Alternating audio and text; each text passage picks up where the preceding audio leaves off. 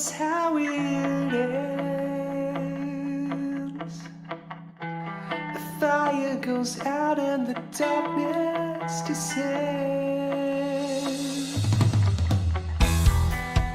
Ooh, solutions run dry. The schemes of hoof and feather go awry.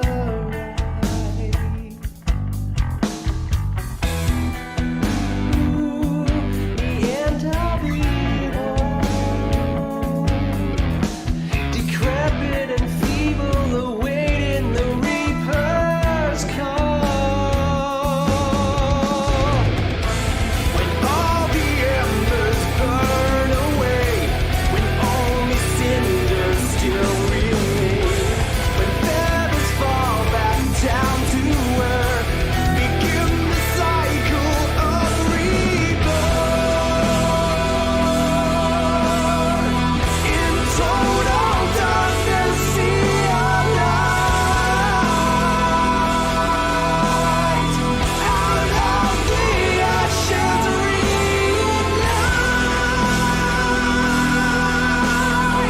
And in the east, the sun will rise.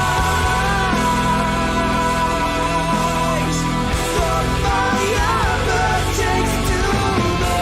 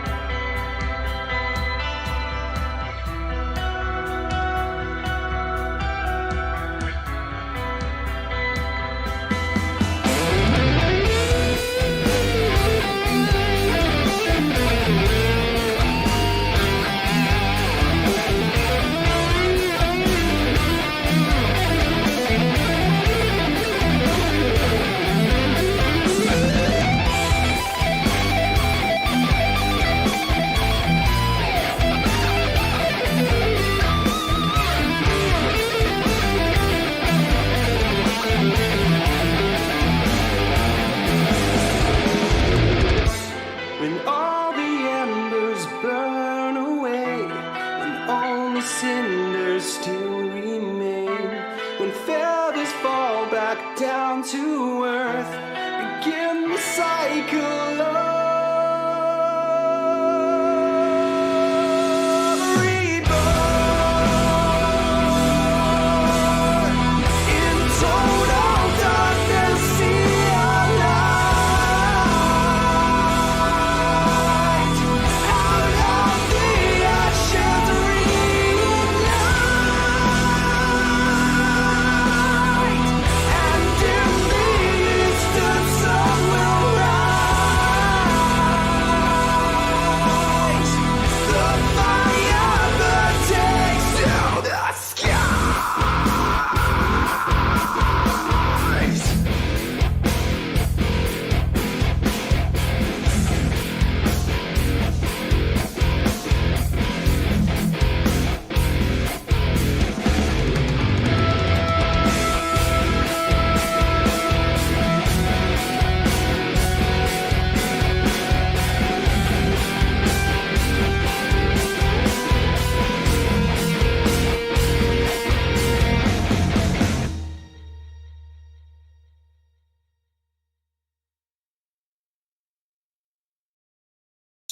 Ow! The probing.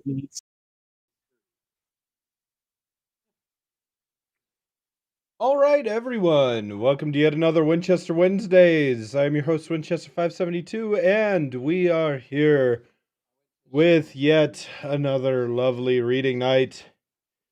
We will be having fun and excitement. I still have a pile of unassembled hot dogs next to me, so yes, I get to figure out how to do that. But yes, so I hope you guys had fun. Or bleh, are about to have some fun. Bleh. I'm tired. Today's been a long day, and the rest of the week's gonna be long too. So, without further ado, let me introduce you to the call. Hello, call. Hello. What do you want? Hello there. Oh no, Obi-Wan's here. Have you heard about his brother, Obi-2? Did you already do that joke like a long time ago? In a galaxy far, far away? Walked right into that one. You're welcome. So, yes, let me start off with my lovely co-host, Crazy Matt Captain. Unassembled hot dogs? I have questions and concerns. It's a hot dog and a bun and then my condiments, and none of them are put together. Okay, and here I thought you needed your hot dogs cut up like a child. No, that's disassembling hot dogs.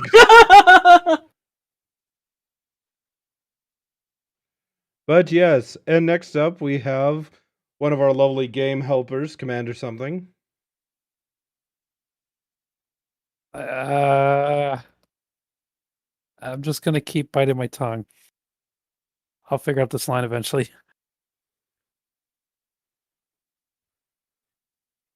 Alrighty. And next up we have our lovely fanfic editor, Double R Forest. I've been deprived of My Little Pony for so long that I've now read a manga for 2 days straight. That Nothing wrong sounds with that. horrifying. I know. I don't know what I'm becoming anymore. I think it's obvious. It's a nerd. And speaking of nerds, we have our lovely stream secretary, Razzle. Isn't an unassembled hot dog just a pig? I was gonna think at least a dead pig. All right, I'll give you that one. And next on to Sora. Aura is munching right now, so I'm going to step into her place. Let's see. Okay, this is how it sounds. Hello, stream. I'm eating right now. There we go. Best impression of Sora. She's going to hurt us. Sora, we apologize. We still love you. Focus on yourself, Sora. I had this feeling that I she am probably munching. was eating and just spat her food everywhere, probably. Well, I think you've just made it perfectly open for her to speak as we introduce Lycan. Oh, we're talking about disassembled hot dogs. Yeah, I mean, I didn't want to get all up in your grill about them, though. Oh boy. Hey, come on, I'm just relishing the good times. I love the fact she wrote in, I love hate you, Lycan. I love hate me too. It's okay. We all love hate Lycan. We're in a very weird relationship with him.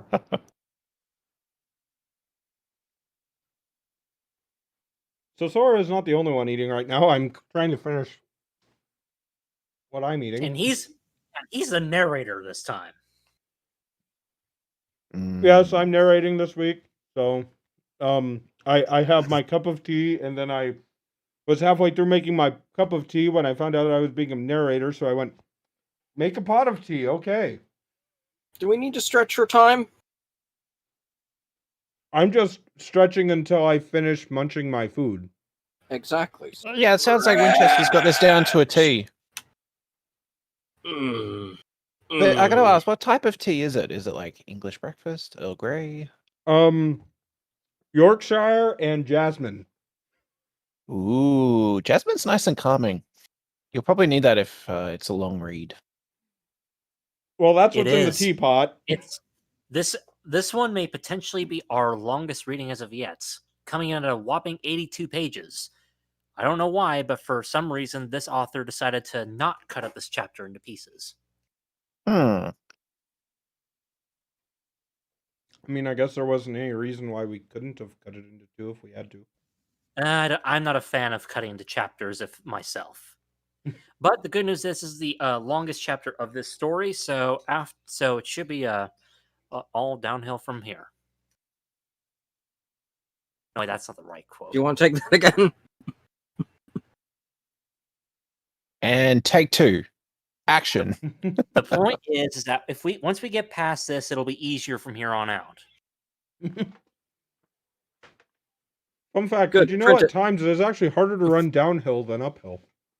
Although, to be fair, we're kind of been going downhill since Forest Rain abandoned ship. No. She hasn't abandoned. Don't worry, everything's not on fire. That's Why fine. do I smell smoke? Because I have incense burning. See, not on It's fire. not safe to burn incense on a ship, Winchester. But that also likened with grilling. I was going to say, we do have the two summer God's Midwest sakes, Lion, barbecue you can't- staple foods. We have Sora eating burgers and me eating hot dogs. For God's sakes, like you can't just start grilling on a wooden ship just for the sake of a joke. I'm sorry. I just didn't want my puns to be the worst. I don't know. You're grilling like him pretty hard there. Yeah, Frank's a lot for that.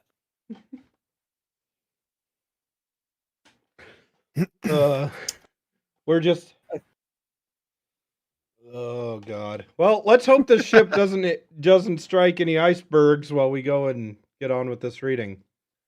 So, Sora, I hope you'll be ready for when your lines come up because I'm getting ready to start here.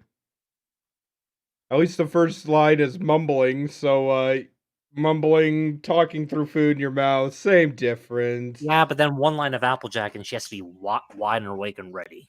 I mean, she's we going should in to probably eat at least one more breakfast.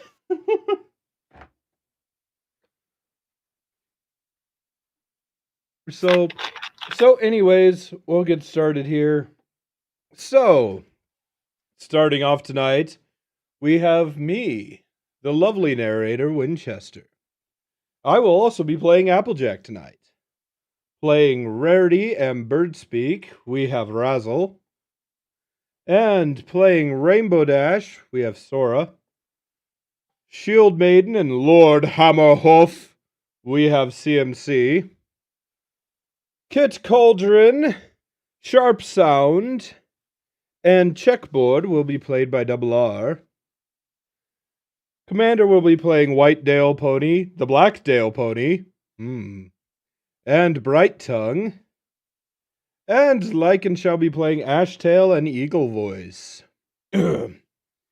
Please stay tuned for the rest of the night while we read It's a Dangerous Business Going Out Your Door by Jetfire 2012.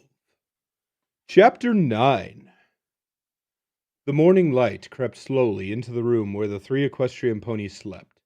Rainbow Dash and Rarity were clustered together, the former's wings stretched over the latter. Applejack slept next to Rainbow Dash, but at a steeper angle, evidently a latecomer to the large circular bed. A distant scent wafted up through her nostrils, stirring her from her slumber. Bong! The great clashing sound pulsed through the air, bringing the orange earth pony fully awake. She yawned. She had been up late last night, but she was feeling quite well rested. It was nice to sleep on a bed after so many nights on the ground. What is that?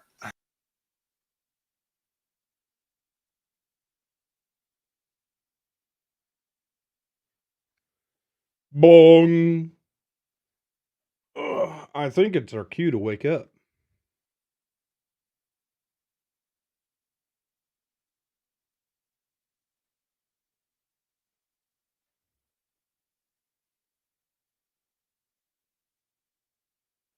Applejack rose to her hooves and stretched, flexing her back and cracking her neck.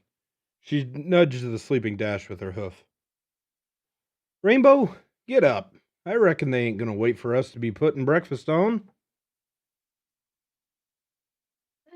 Just a few more minutes. Bong. No, Rainbow, now. You're gonna miss breakfast.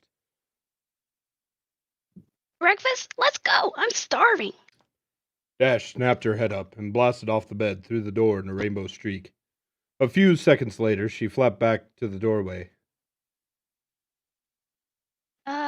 Sorry. Who's coming? Yep. Applejack put on her hat, and the three of them left their room and joined the countless Dale ponies trotting down the hallway. They rounded a bend and were bathed in light from the great circular window at the front of Greysild.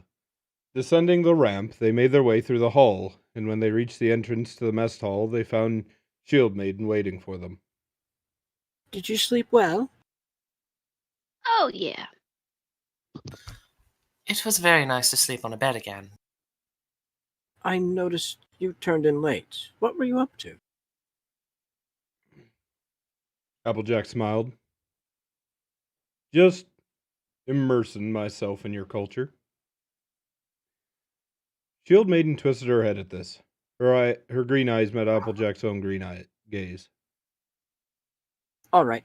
Come on. Breakfast is ready. We must eat quickly. The captain will want to make an early start. I hope he got enough sleep. Ashtail had spent hours the previous night teaching her to stand firm. It had been difficult at first, but by the time they had both agreed to stop, she was able to withstand an assault 7 times out of 10. As they had worked, they had talked. She had done most of it, telling him about her family, about Sweet Apple Acres, about Ponyville, about her friends. He had responded with information about Gilderdale, including some of the early history and the administration of the kingdom. He even talked a little about Lord Hammerhoof, though he had been very reluctant to discuss his childhood. She had actually gotten him to smile a few times, and not not the dour smiles he habitually gave, but real warm smiles. Seeing them made her happy. He was so relentlessly grim. Reaching the kitchen counter, Shield Maiden rapped on it with her hoof. What's for breakfast, Git Cauldron? Porridge with oats and cinnamon. He leaned forward across the counter. Raising her eyebrows, Shield Maiden leaned in as well. Dearest. One. Dearest, I hate to say this, but you snorted again last night. Oh, I'm sorry. I shall have to go to the medic again. Did I keep you up? A little. What's important is that you got rest. You're the one who will need it. Come see me before you leave, all right? Of course. See you later. The two ponies nuzzled each other warmly. When she got down from the counter and turned around, she saw the 3 equestrian ponies gapping at her. What? Your husband is the cook. She bobbed her head from side to side. What can I say? I married him for his cooking. Well, that and I love him. She trotted back to the food line, and with some surprised glances at each other, the 3 friends followed suit. Regarding your family again, where is your daughter? I would just love to meet her. She's in Thatch Home with the other foals. It's the safest place for them while the Comegas are running. I must admit, I almost have to thank you 3 for showing up. Without your excuse to send us to Thatch Home, I wouldn't have been able to see her for another 2 weeks. It's our pleasure. Happy to drop in. Just wish it was under better circumstances. Indeed. For what it's worth, I believe you all. I think you really are here to help your friend. That's real big of you to say, Sugar Cube. Would you mind telling Lord Hammerhoof that when we meet him? Shield Maiden's ears flattened against her head. I couldn't presume to correct my lord. He has made the rules, and we must abide by them. Even if those rules will doom our friend. Shield Maiden shifted her gaze away from Rarity. Shield Maiden? Kit Cauldron's voice made her turn back to the front. She was at the head of the line, right at the counter. Sorry. She took her tray in her mouth. Rarity, Applejack, and Rainbow Dash received their trays behind her. A voice called out as they walked down the tables. Maiden, come sit with us. Maiden. It came from a table not far from them, where 4 Dale ponies were seated. Rainbow Dash recognized Sharp Sound and Bird Speak, along with 2 more colts. Another black one and a white one. Shield Maiden glanced hesitantly back at the three travelers. It's okay. Bring the equestrians, they can come too. Do you mind? Of course we don't. I'm always happy to meet new folks. Smiling, Shield Maiden trotted over to the Earth ponies, the equestrian ponies in tow. I hope you ponies are eating healthy. The Comegas are swarming all around us. I heard at least 2 herds in the night. I heard 3. He stuck his nose in his bowl and swallowed a mouthful of porridge. Odds are good we'll have at least one encounter on the way to Thatchholm. We are terribly sorry for inconveniencing you all like this. Rarity looked at her tray and saw only the stone bowl. She wore a resigned expression. I suppose you don't have spoons here either, do you? What's a spoon? Rarity sighed. Her horn shimmered and the porridge levitated from the bowl in a giant, roughly spherical clump. She broke off a piece and siphoned it into her mouth, where she chewed it carefully. She did this a few more times before she noticed that the Dale ponies were staring at her. Is something wrong? Is that what most unicorns use their magic for Equestria? To pick things up? I suppose it's the most common thing, though it's certainly not the only thing. What else can you do? I heard that unicorns can disappear and reappear in a different place. Ah, yes, that's called teleportation. I'm afraid I can't do that. Oh, you should really meet my friend Twilight Sparkle. She's an amazing sorceress. So what can you do? Well, this, obviously.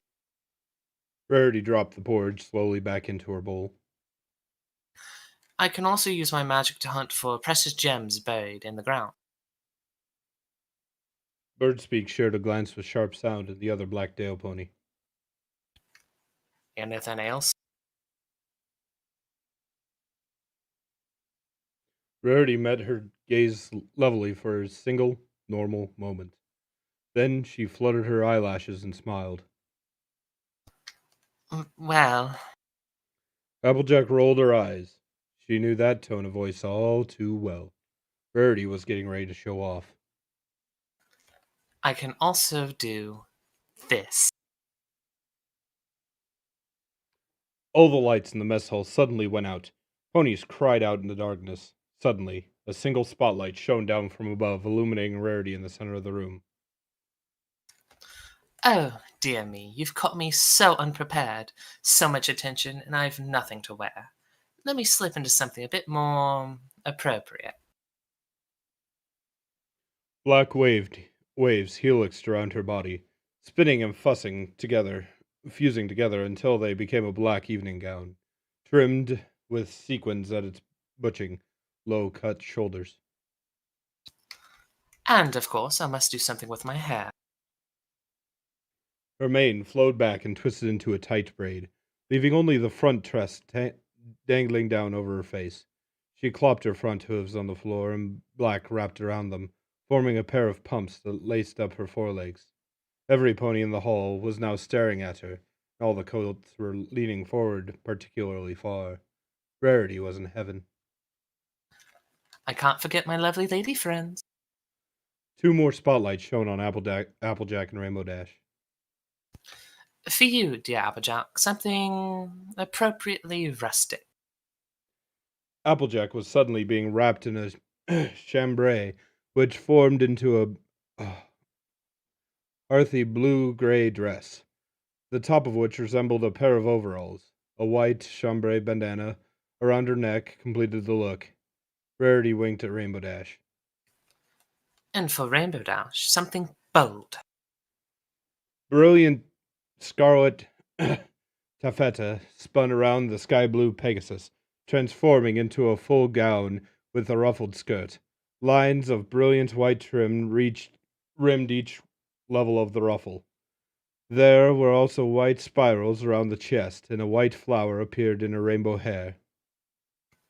And now, for my newest dear friend, Shield Maiden.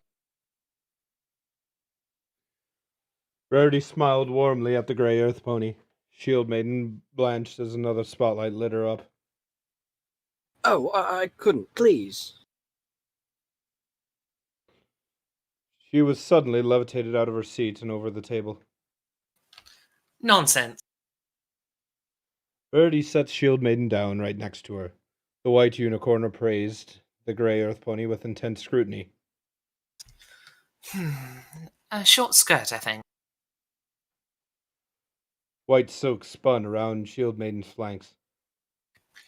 No, something with one piece. How about a shangsam? I don't fucking know how to say it. Silvery silk stretched up Shield Maiden's body and knitted itself tightly around her, forming a single unit of a dress with high collar and short sleeves. As for the color, green, to bring out your beautiful eye. The dress turned emerald green with white trim and sleeves and collar. Somewhere back in the kitchen, a bowl dropped and shattered. Now, just a sprinkle of jewelry, Gold earrings hung from Shield Maiden's ears. and voila, c'est magnifique. Water sprang from some pony's cup and floated through the air in front of Shield Maiden, forming an impromptu mirror. Shield Maiden gasped. She had never before felt so pretty. I. Well, darling, Enough. In an instant, the lights were back on in the mess hall. The water splashed to the stone floor. The dresses, shoes, and jewelry vanished. Applejack wasn't surprised. Rarity was not a powerful enough magician to actually make the clothing appear out of thin air. Everything had been an illusion, albeit a very realistic one. Ashtail stood in the door of the mess hall, looking particularly stern. He trotted between the tables, which had grown deathly silent. He stopped and glared at Rarity, the white unicorn responding by flinching, though she tried to be brave. He glanced around at the assembled ponies. Dale Guard, I want you armed and armored and ready to ride at the doors of Grazeeld in 20 minutes, on the double. He glanced at Shield Maiden. That includes you, Lieutenant. Shield Maiden met his gaze evenly. Yes, Captain. And you. He glanced from Rarity to Rainbow Dash and Applejack. Arm yourselves with what you would provided in the armory last night and meet me outside. We can't afford any further delay. He turned abruptly and trotted out of the mess hall. Rarity glanced sadly at Shield Maiden. I'm so sorry, Shield Maiden. I didn't mean to get you in trouble. Shield Maiden shook her head. The captain is merely tense. Journeying to Thatchholm through land thick with Comegas will be an adventure, yes. That might be the best way to put it. Rainbow Dash swallowed. Oh, it's gonna be dangerous. I guess it is, right? Don't worry, you're with us. Dale Guard of the Eastern Quarter is, I think, the finest contingent of fighting ponies this side of the Breckenridge Mountain. You have very good odds of getting to Thatchholm alive. I have to get my armor on. I'll see you at the doors. She hastily ran off. The three equestrian ponies exchanged nervous glances. This is going to be unpleasant, isn't it? We can do it. You heard Shield Maiden. We got the best of the best with us. And we're not that lame either. She summoned as much of her courage as she could muster. Willing herself to face danger with a smile, she laughed. Let's go meet those Kamungas and kick their butts. She hovered in the air, kicking out with all four legs. She was really getting into it now. Ha! I bet when we see one of those big ugly Kamungas gets a glimpse of me, they'll be flying away. Wait, hold on. Let me reread that. I'm so sorry. I bet when one of those big ugly Kamungas get a glimpse of me flying right at them, they'll... Rainbow, we ought to finish our food. Right. Dash blasted over her porridge, picked up her bowl with both hooves, and slurped the whole great chunk of the stuff down in a single gulp. done. She slammed the bowl back on the table. Rarity looked like somebody had stepped on her tail. She gaped at Dash with painted eyes. Ah! She fell on her stomach and pounded her hooves on the ground. Several Dale ponies looked quizzically at her, but returned to their food quickly, as they had to be quick. A few hurried mouthfuls of porridge later, and the three travelers were clopping up the ramp to the dormitories, where they had to pass the rest of the Dale Guard briskly, entering their rooms to armor up. When she reached their room for the night, Applejack looked apprehensively at the hoof axe laying next to the round bed. I don't want to kill nothing. But Ashtail had instructed her to put it on, and she had grown to value his judgment, if not fully trust it. She slipped the leather band around her left front leg. She took care to position the head of the ass facing out, at a slight angle. Then she reached down with her mouth and began to lace up the cord, threading it between the holes with careful twists of her tongue. When it was threaded through all the holes, she pulled it tight, and with more tongue twisting, she tied a knot to hold it in place. She stood up. It was surprisingly light on her leg, bouncing back on her rear legs. She gave it a swipe. It sang in the air. Whoa, watch it. Yes, please be careful with that thing. She slid the horn blade onto her horn, and with magic fastened the leather straps to bind it tightly around her head. It did give her an elegant and majestic appearance, but the white unicorn had no appreciation for this kind of beauty. Come on, y'all. No sense keeping 'em waiting. The three ponies headed down the ramp and turned sharply out the double doors, the great double doors of Greyzeld. The Dale Guard was almost fully assembled, a few stragglers hurriedly taking their place in the rows of earth ponies, their upright spears looking like a naked grove of trees. They seemed to be more heavily armed today. Nearly all of them had hoof axes on one front leg. Some had hoof axes on both front legs. At the front of the ranks, Shield Maiden stood, a hoof axe on one leg, while high on the other leg, a shield, like her cutie mark, was fastened. Ashtail came trotting up behind them. He had a hoof axe on his right front leg and wore a knife in a leather holster on his left shoulder, just within reach of his mouth. He surveyed the three equestrian ponies. Was there no armor? None to spare. You three will have to be very careful then. A long, rolling howl echoed across the fields. The dark red earth pony grimaced. Very careful. He trotted forward toward the ramp to the gates. Greyzell Guard, the Marshal of the East embarks for Thatchholm to seek audience with the Lord of the Dale. Greyzeld remains retired from judgment and arbitration. You are to use your own discretion in opening and closing the gates of Greyzeld as danger and safety shift. Open the gates!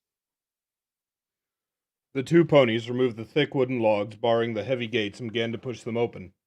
Applejack, Rarity, and Rainbow Dash took their places behind Shield Maiden. Ashtail trotted back to the century of ponies and stood at Shield Maiden's side. Before them, the gates groaned open, unveiling the fields gleaming gold in the rising sun. Here we go. Dale Guard, move out! The ponies launched themselves into a gallop, one row after another in a regular sequence. They powered down the ramp and out onto the fields, where Ashtail and Shield Maiden banked hard to the left. The ponies curved around the corner of Greyzeld, galloping past the foundation and pointing themselves due west.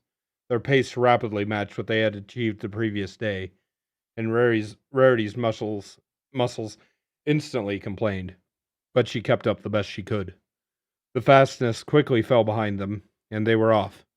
Applejack looked over her shoulder. Greyzeld was already a small spot on the horizon. Rarity's muscles only hurt more as they traveled further. She forced herself to push on, wanting to travel through what she knew was dangerous territory as quickly as possible. The news about the Comegas had put their journey across Gildedale in a new, uncertain light.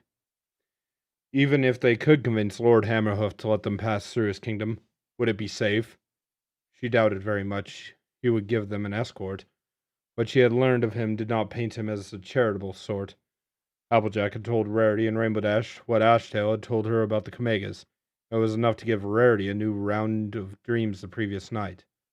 These decidedly unpleasant. My dream's getting more vivid, too. And for the first time it occurred to her that perhaps her magic was seeping into her subconscious. Unicorns did not typically dream prophetic dreams. Instead, seeing the future was not standard magic at all. Fortune-telling was superstition, and scrying was folk magic. But newspaper clippings and family stories, even scholarly medical journals, were filled with records of unicorns affected by magical influences that resulted in glimpses of their future. Yet she had dreamed nothing that resembled what they were facing now. Perhaps she needed an interpreter? She wished Sakura were here, or even Twilight, though she knew the Lavender Unicorn would scold her for putting any stock in prophecies. The golden fields rushed past them as they traveled, the sun pursuing its course across the sky. Presently, Ashtail called. Daleguard, whoa! The ranks slowed to a trot, Heel! and they stopped. Sharp sound. The black Dale pony swiveled its long ears around. Nothing yet, Captain. Daleguard, you have 20 minutes. Lunch! The Earth ponies immediately broke ranks, but they did not lose their organization. They began splitting off in groups of 3 and 4, roaming away from their captain and lowering their heads to nip at the grass growing beneath their hooves. Ashtail turned to the 3 equestrian ponies. Applejack and Rainbow Dash were standing alert, panting, their coats streaked with sweat. Rarity had collapsed to the ground, the blade on her horn resting on the earth as she laid down her head. She swiveled the sapphire blue eye up at him. Do forgive me, sir. Take this opportunity to eat. We won't be stopping again until we reach Thatchholm. He turned away from them and began to walk with his head low, sniffing at the ground as he slowly moved along. Applejack glanced at her friends and followed after the dark red earth pony. So, what are you looking for? I had thought there would be a plot of carrots somewhere in here. I hope some of them might be ready to eat, though if that's not enough for the whole guard, I won't bother. Applejack shook her head. I still can't rightly figure out how y'all farm without constant tending to the crops. I told you, the crops we grow are partly wild. They don't need the attention that your crops in Ponyville need. Just some rain now and then and some organization by whatever Dale Pony happens to stumble upon them. So whoever finds them farms them? It's part of our duty to the kingdom. Every pony a farmer, every pony a builder, every pony a teacher. The god is the only specialized part of our society. The orange earth pony shook her head. That means y'all don't get as much done. If I had to take turns doing every job in Ponyville, shoot, I wouldn't be good at any of them. You'd be surprised how proficient a pony can get. Besides, it preserves our freedom. I thought this was all because of the Kamegas. Much of it is, but even if we could settle down and specialize into jobs, I do not believe I would want to. As we live now, ponies are free to roam the land. They are at home in whatever fastness or patch of grass that they lay their head in. They can travel anywhere like they like without fear of trespassing, and they provided for without any need to assign them a job or tie them to a salary. She slowly smirked. I think it's how ponies were meant to live. Applejack blinked her green eyes. I don't agree. Sure sounds like ponies used to live, but I'll bet that's what things were like in Equestria before we got real settled. Just 'cause that's how things started don't mean that's how things supposed to be. Little progress is good. But when you move forward, you have to leave something behind. That's the way it works, right? We preserve our way of life because changing it would mean the loss of the freedom we cherish. Applejack smiled. You sound like Rainbow Dash the other day. All this talk of freedom, but how safe is it? About your fools, how do you bring them up? Our fools are educated as they need to be. We teach them how to speak, how to figure, how to tend the crops and maintain the borders. When the Kamaga's running is finished for the year, the wise old ones among us will lead troops of sons and daughters from one end of Gildedale to the other, teaching as they go. Our foals learn with their minds as they learn with their legs, and they know what they need to know in union with the land where they need to know it. Applejack pondered this for a while. So they had a kind of school after all, but it didn't seem very complete. Nothing like what Apple Bloom got at school in Ponyville. But from the sound of things, they didn't need that level of schooling in Gildedale, because Gildedale didn't seem to have jobs or money or any of the social framework that she was used to in Equestria. It was so different, however, similar the ponies themselves were. I guess I can see some advantages.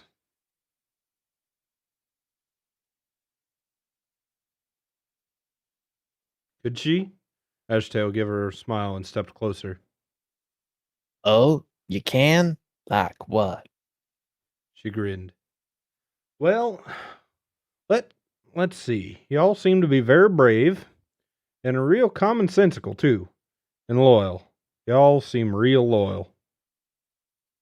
We value all of those things. And you do too, it would seem. I do, but in Equestria, we come by 'em in our own way. And in Gildedale, we have our ways.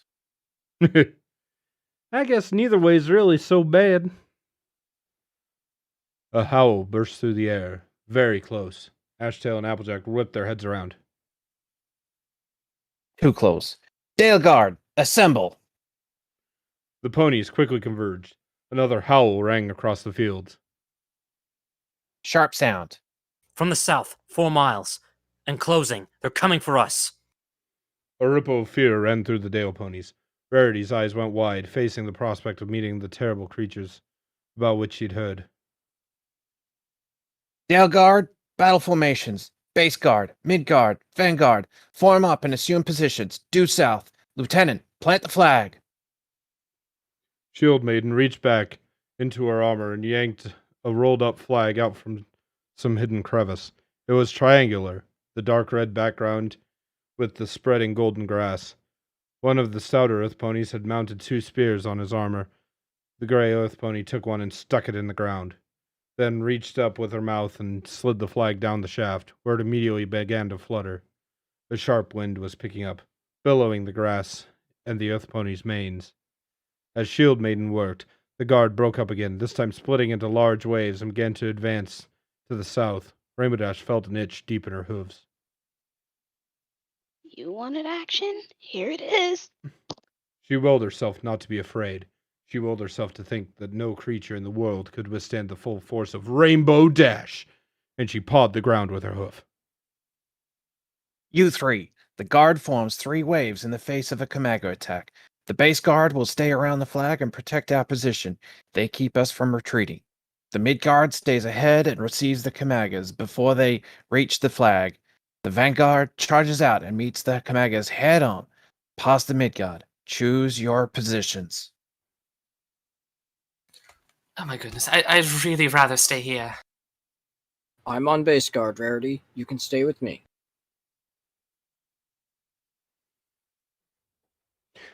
I guess I'll be in the midguard. This twisted her stomach. She didn't want to fight. How about you, Rainbow? I'm going to the front. The sky blue Pegasus stomped her hoof on the ground. She snorted loudly from her nostrils and flapped her wings, lifted off the ground with a rustle of the wind. So be it. Rainbow Dash, come with me. I lead the vanguard.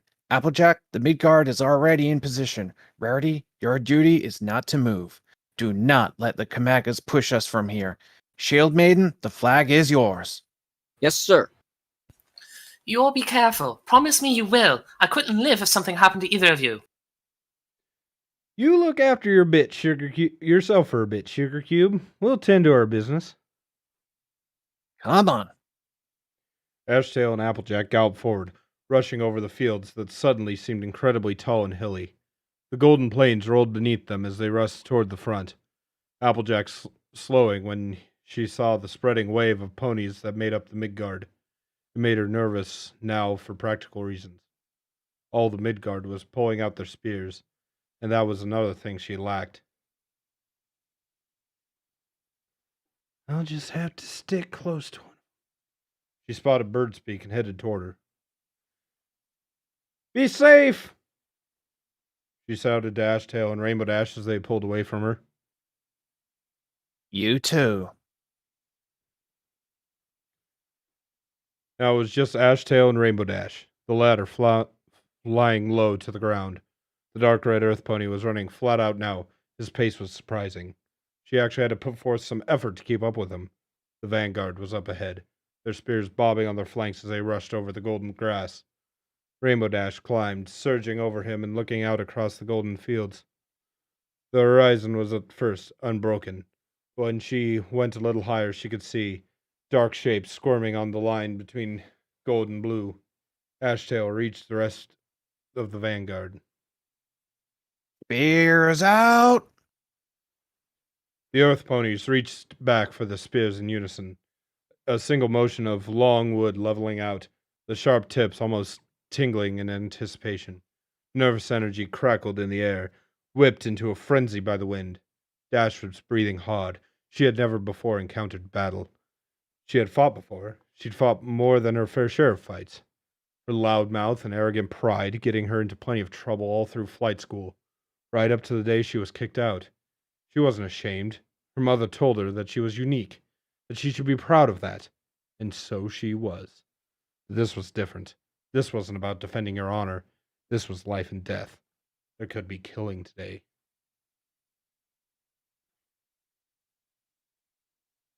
I'm ready for this.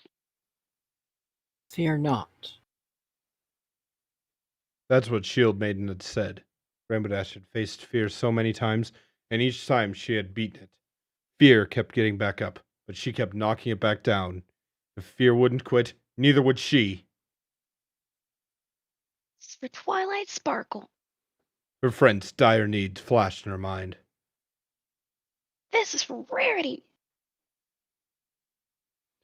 She thought of the white unicorn's fright and terror. She didn't want to see her heart broken. This is for Applejack. This is for Shield Maiden and Ashtail and all the other ponies. If it was kill or be killed, she'd charge forward, and she wouldn't be the one to die. Equestria! She reared back, flared her wings, and blasted forward. A rainbow streak and a clap of the air gave a testament to her speed and power.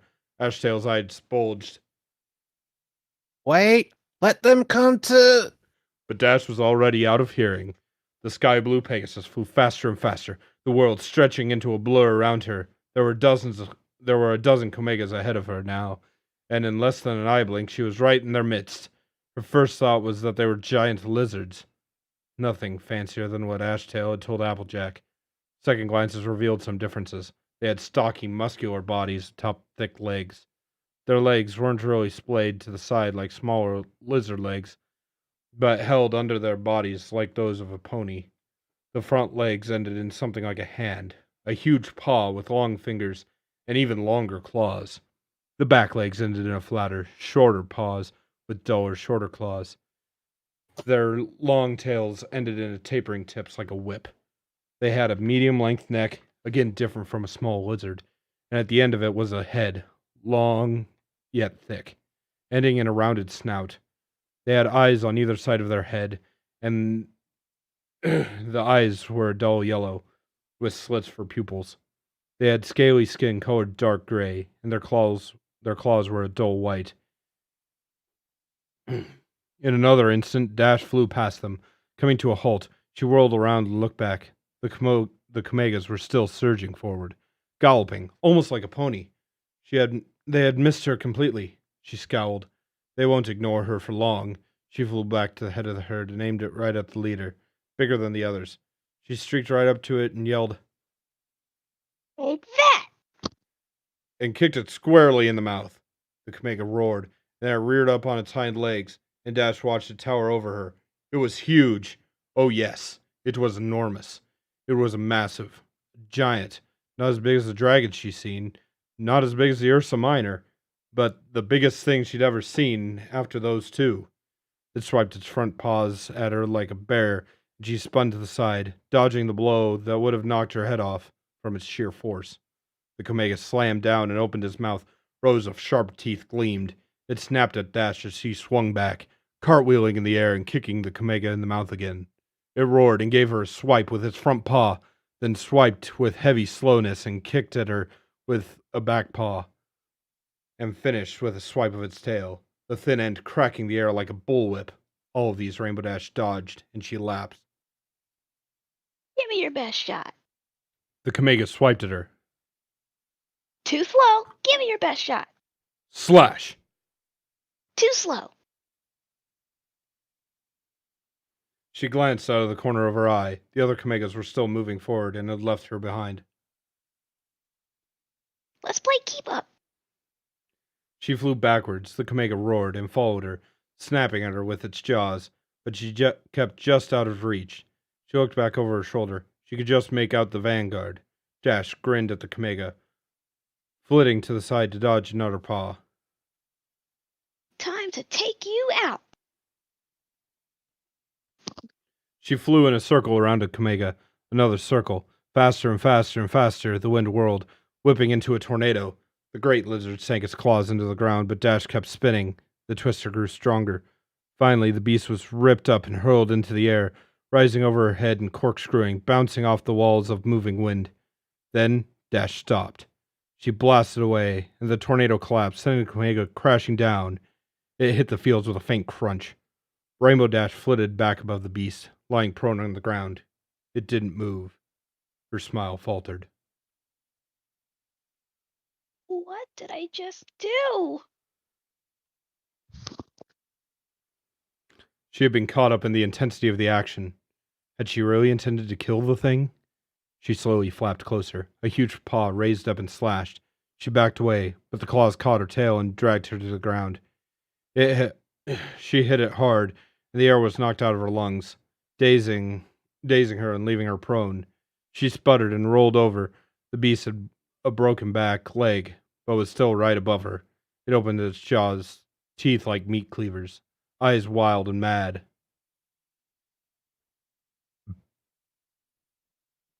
Thunk! The Kamega howled and jerked away. There was a spear growing out of its neck. Sharp sound blurred into the corner of her vision, a black streak tinged with dark red leather. The Dale pony reared on his back legs, wrapped his front legs around the spear, and shoved. The second howl died in the Kamega's throat as the sharp steel pierced its neck completely. Sharp sound pulled the spear tip back into the neck and twisted. The Kamega's head gave a freakish jerk to the right, and then the beast collapsed, tongue lolling out. Dash was panting, her eyes wide. Are you all right? Sharp sound pulled the spear out of the dead lizard and trotted to her side. You all right? Dash shook herself. I'm fine. Shakily, she pulled her tail free and got to her hooves. Oh, what about the others? The vanguard's already engaged the Komagas. They got a few of them occupied, but some broke through. What? Some always break through. That's why we have the mid guard and the base guard. Applejack, Rarity, we have to help them. What we have to do is kill or drive off the Kamagas that have engaged us. That's the point of the vanguard. Then we help the other guards. There's no sense in running off to them and letting our round of Kamagas through. Then they just have to deal with more of them. The sky blue Pegasus nodded. Right. I get it. Come on. Oh, also, go for the head and the neck. It's the only way to guarantee a kill. Kill. Right. Do you want to work together? Sharp sound gave her a sidelong glance. Sure. That tornado you summoned could be handy. Now let's go. 8 Kamegas were bellowing towards the Midgard. Applejack bounced on her hooves. The ponies around her leveled their spears. She was standing near Birdspeak. I don't know if you've noticed, but I ain't got no spear. I'll handle the spear work. If I cripple one, you can cut it down and finish it. Aim for the neck. The brown Dale pony clenched her spear tightly in her teeth.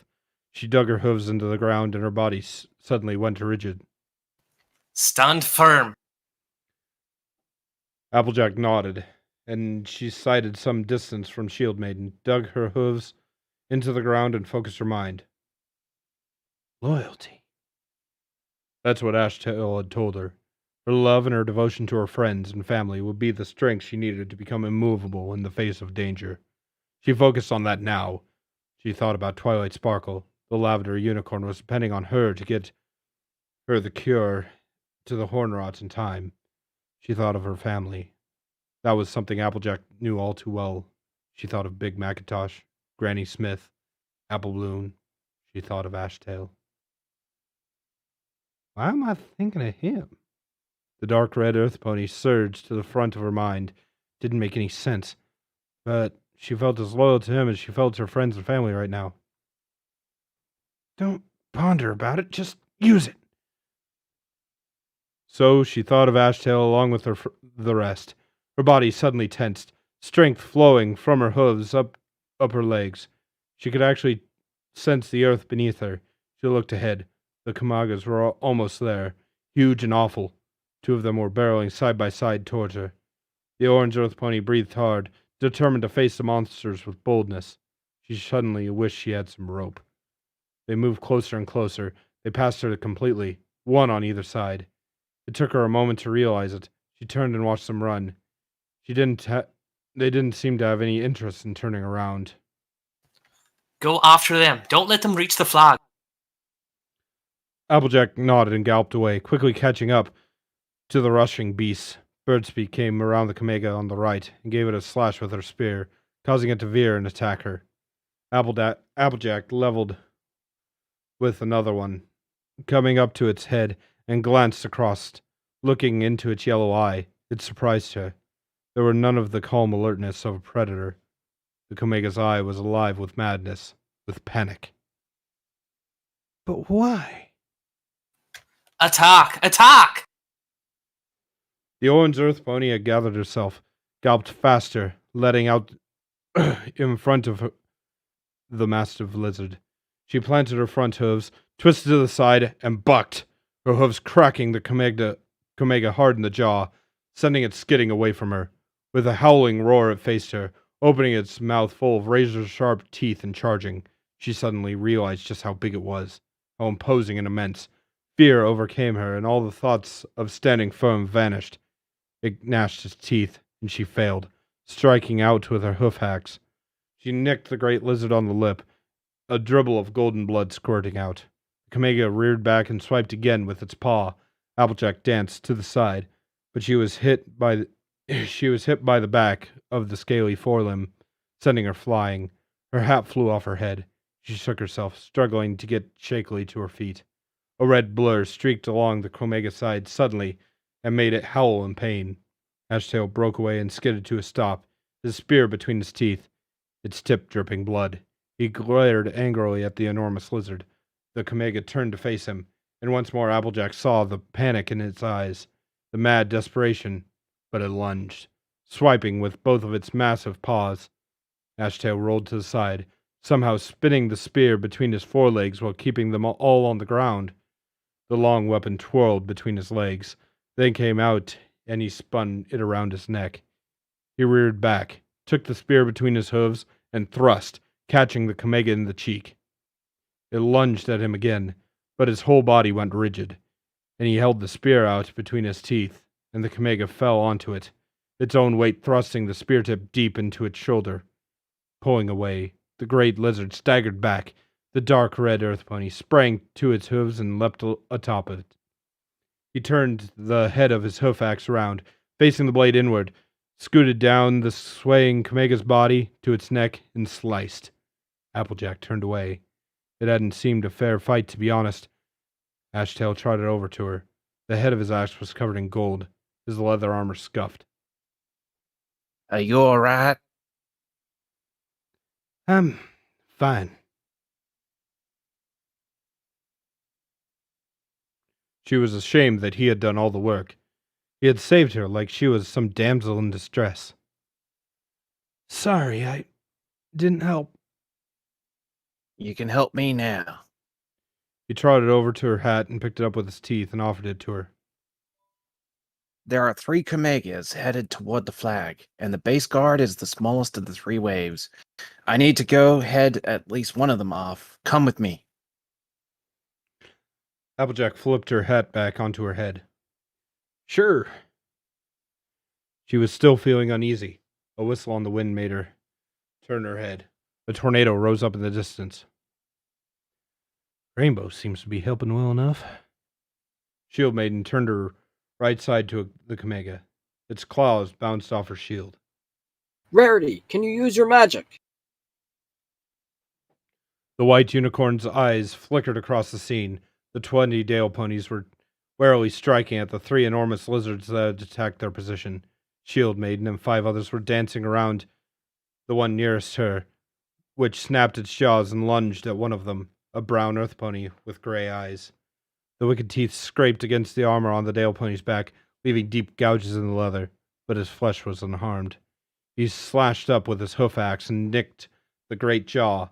The Kamega spun around with surprising speed and whipped its long tail, knocking several off the point of the ponies off their hooves. Shield Maiden stabbed it with her spear, but ignored her and loomed over another pony. No!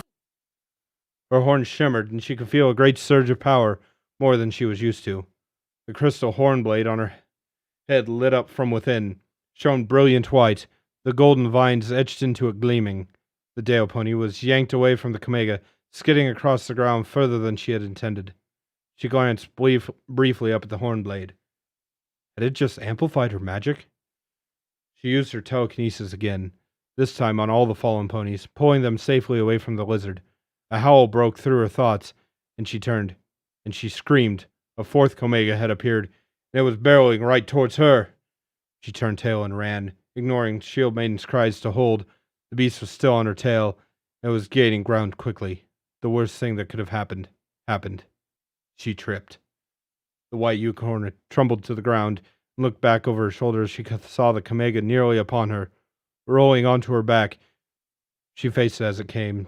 Suddenly, struck with courage, she summoned her magic. Ruffian! Brute!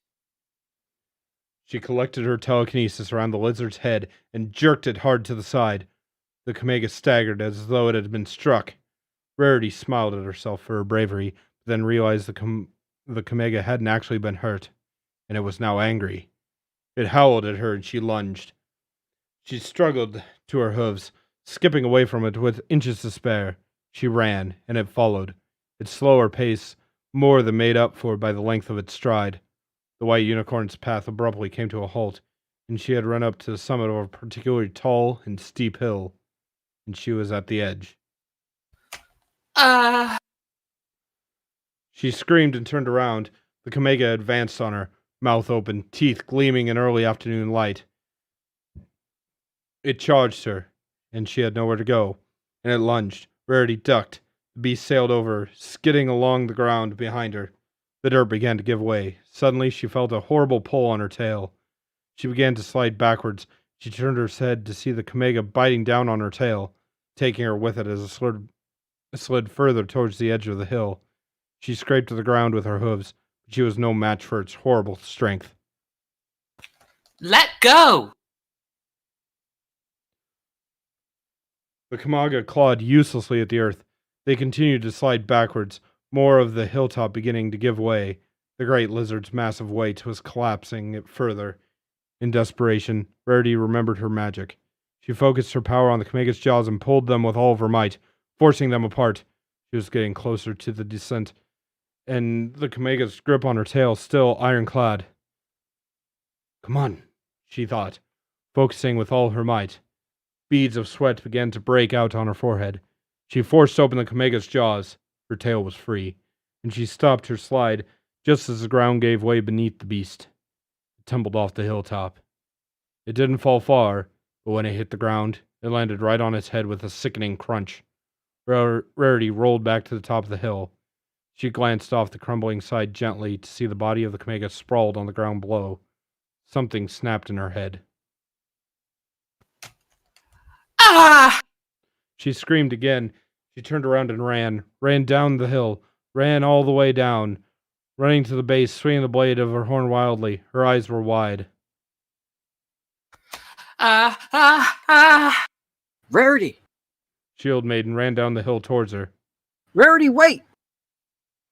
She ran ahead of the white unicorn and blocked her path, rearing up and catching her beneath, between her front hooves.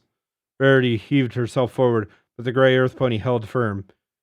She looked into Rarity's blue eyes, filled with panic and fear, so like the eyes of the Kamegas. She wrapped her front hooves around her. Rarity, it's all right. It's dead. It's dead. Rarity breathed in and out in great heaves. She shuddered against Shield Maiden's body, closing her eyes tightly. Slowly, she calmed down, her breathing returning to normal. She opened her eyes. Thank you, Shield Maiden. I don't know what came over me. Shield Maiden released her and nuzzled her. Fear.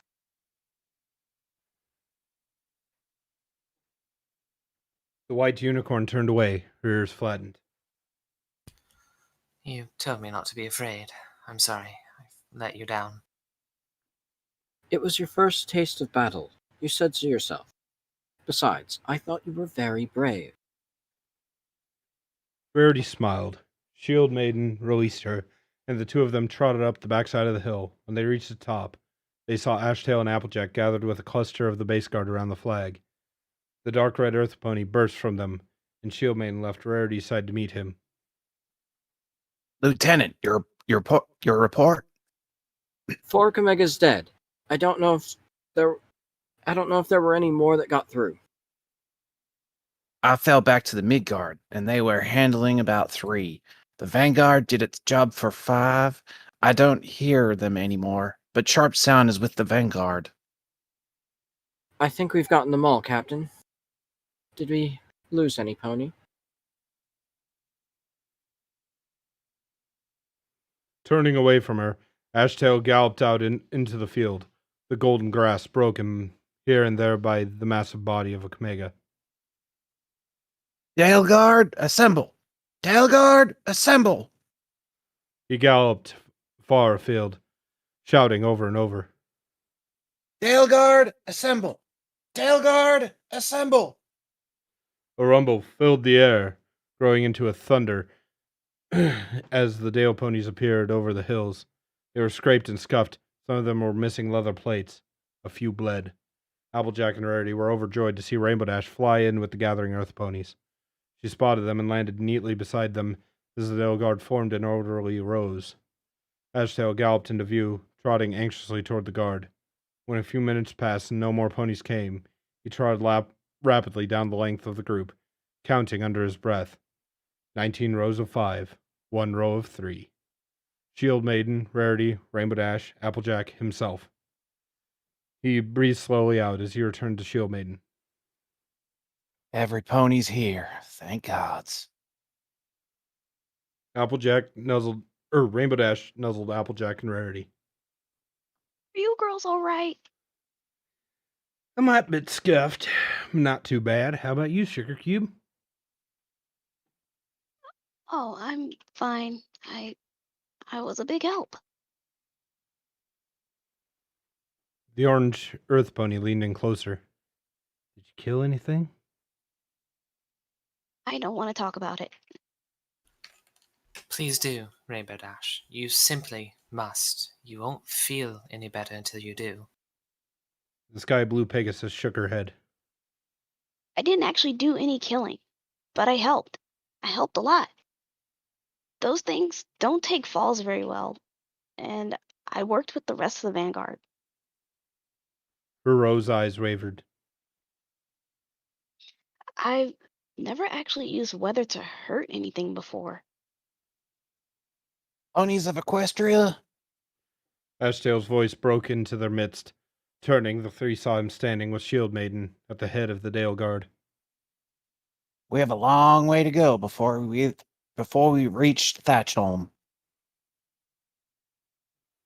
Nodding, Applejack led the way as they advanced to their assigned place. Please, let's talk later, Rainbow Dash. The sky blue Pegasus nodded as they took their places behind Ashtail and Shield Maiden. Dale Guard, move out! The ponies resumed their previous mighty pace, leaving the killing fields behind. The world rushed on around them as they galloped, pushing further and further west.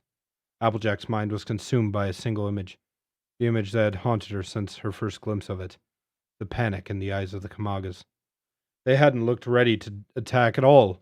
In fact, she was sure they would have continued to run past if the Dale Guard hadn't attacked them first. They remind me of something. Those eyes, the frantic pace, they had brought to mind the idea that something was on the tip of her tongue. If only she could recall what it was.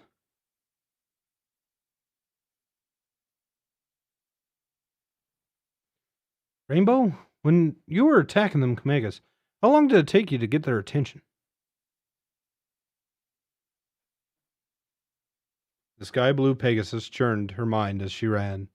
She really didn't want to think about the Kamegas, because that brought up the mind of all the times she lifted them up into the air with her tornadoes, only to drop them, sending them crashing down, seeing them break tails or legs or even necks.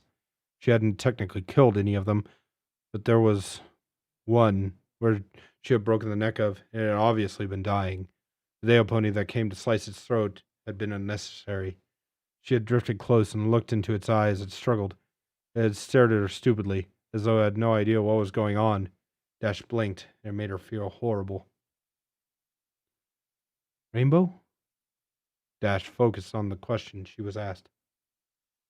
I guess I had to attack them first and really hit at them to get their attention. Honestly, they seemed distracted, like they were thinking about something else. Something else. The enormous lizards had been focused wholly on their forward progress. They were oblivious to the world around them. It was like... Her eyes widened. No, that couldn't be, could it? The Kamegas were agents of destruction, weren't they? Ashtail had said so. Ashtail couldn't be wrong, could he? The sky was burning orange by the time the horizon was broken again. Applejack had been stewing in her thoughts for several hours, always returning to that one idea. She looked ahead and saw the structure on the horizon, already very large. Is that Thatchholm? Yes, we approach the center of Gildedale. You three had best get your arguments ready. Applejack swallowed. No time to think about Kamegas now. She had to think about what she would say to Lord Hammerhoof. Ashtail had talked of him as hard and distant, but not cruel. He was fiercely protective of the Gildedale and its ponies, all of whom he considered surrogate children. According to Ashtail, he was also very proud. Thatchholm grew closer, and Applejack could tell it was enormous, dwarfing Greyzeld from the previous day. No, it was beyond enormous. Its size defied reckoning.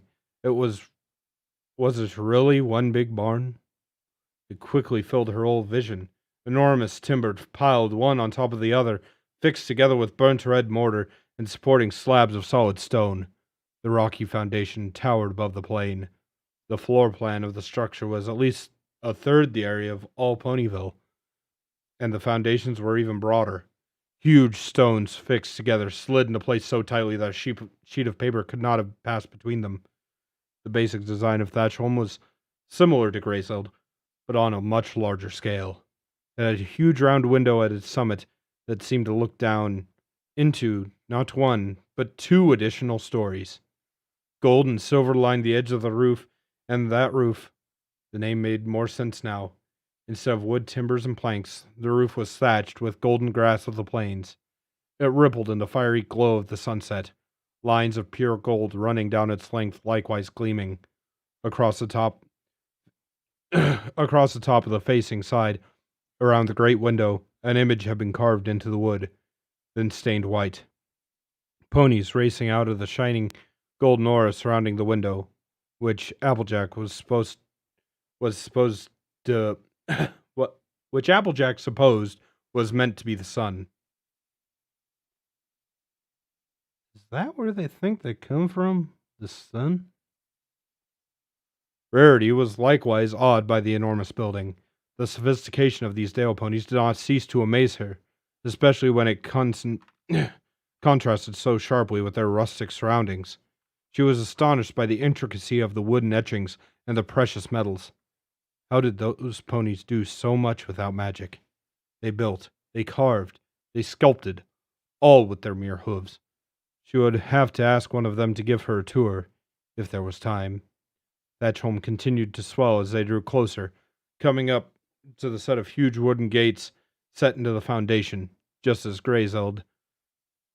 They began to creak open, and a set of 4 Dale ponies galloped out, all of them wearing armor and bearing spears. Dale Guard, whoa! The ponies in his wake slowed to a trot. The approaching ponies likewise slowed, until both groups came to a halt a few feet from each other. Rarity noticed that the ponies from Thatchholm had devices on their chamfrons, like the golden compass, like Ashtail's. But where Ashtail had only a single silver arrow pointed to the right, to the east, these ponies had 4 silver arrows pointing in every direction. The one at the lead, a white earth pony with a black mane, raised its hoof. Hail, Ashtail, Marshal of the East. What is your business at Thatchholm? Ashtail raised his own right hoof. Hail, Brat Tongue, Captain of the Royal Guard. He stepped to the right, Shield Maiden stepping to the left. I bring 3 travelers from Equestria found crossing the eastern quarter. They seek audience with the Lord of the Dale to sue for passage across the remainder of Gildedale. Bright Tongue did not hide his surprise at seeing the 3 equestrian ponies. You know the law, Marshal. Pegasuses and unicorns are not permitted within Gildedale. Rainbow Dash was clearly about to say something, but Rarity and Applejack both put their hooves on her withers. At present, they seek an audience, nothing more. Bright Tongue narrowed his eyes, glaring one by one at Rarity, Rainbow Dash, and Applejack. They will at least have that. Evening court will soon be in session. Their audience will be at once. Come!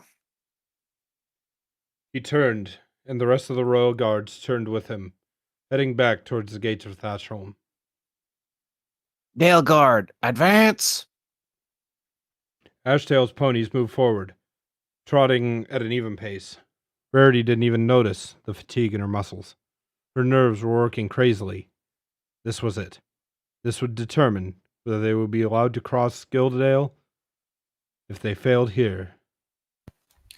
Twilight Sparkle, we can't let you down. I can't let you down. And with that, that seems like a great place to pause for a minute. Yay! Well, some of us get a few more drinks in them while they resume their vocal cords. Cue Jeopardy music. Do, do, do, do, do.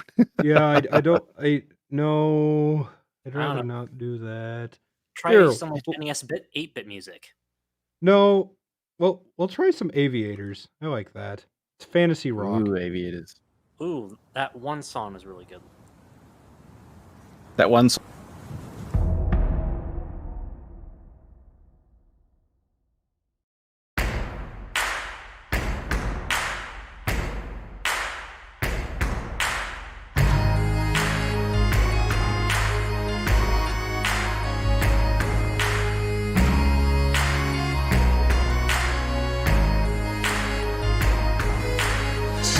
The lust for eternal affairs seemed to raise our spirits in great despair.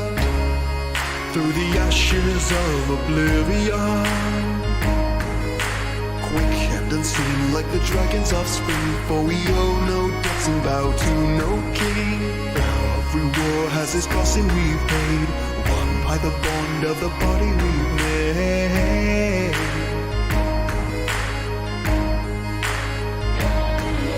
A war with the dawn, that the battle starts now. As the demons listen, we strike them down, fighting back the rifts of blood. Sent from the sky like some angel in need, give them news to strengthen and words to heed. Heaven's down and set alight, we're knocking on the gates of hell tonight.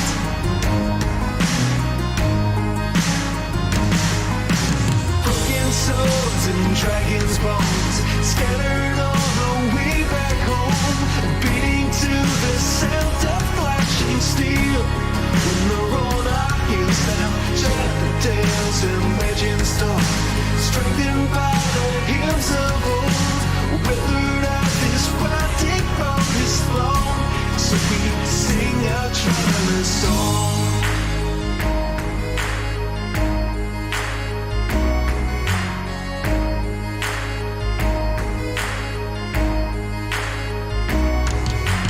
Play out a spell in your sequence of chords to inspire and sharpen our rusted swords, echoing the whisper of the trees.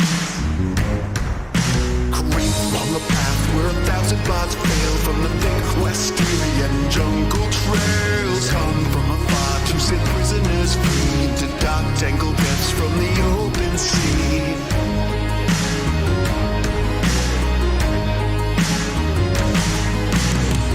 Swords and dragons' bones scattered all the way back home, beating to the sound of flashing steel. When the roll our heels down, shattered tales and legends told, strengthened by the hymns of old, weathered out this fighting from his throne, so we sing our traveler's song.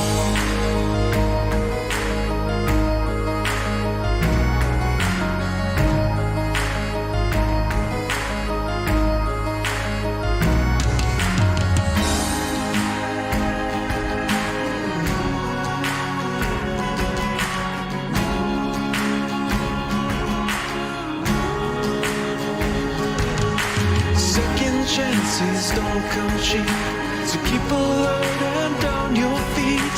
An ancient spirit song will heal our wounds, unabashed by our defeat. Spot the bloodstains on these cobble streets, a message to the gods to see us through. Ever heard, get really sung, to raise your voice and praise the sun.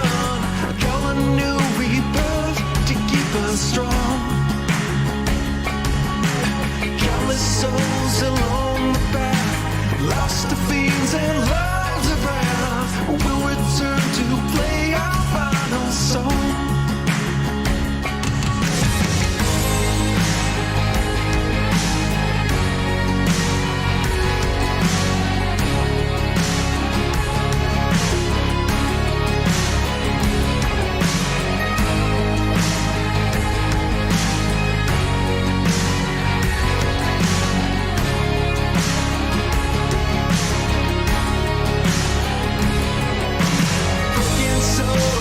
Dragons' bones scattered all the way back home, beating to the sound of flashing steel. When the roll our heels down, shattered tales and legends told, strengthened by the hymns of old, weathered out this fighting from his throne, so we sing our traveler's song.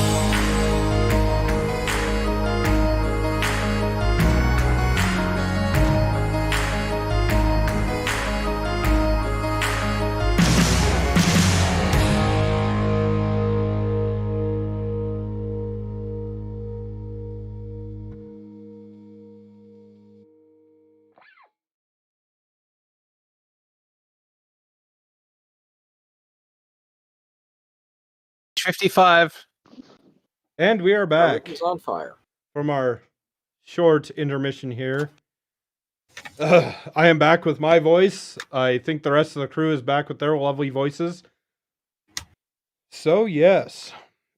Where we last left off, our lovely brave adventurers in the Dale Guard had just entered the lovely capital of Gildedale, its massive barn glimmering in the sunlight. They had just entered into its gates, and Thatchholm, not Gildedale. they were entering into the capital of Gildedale, Thatchholm. So yes, now we shall continue with Pony Ball Z. Please just get on with it. You're killing me. Thatchholm loomed high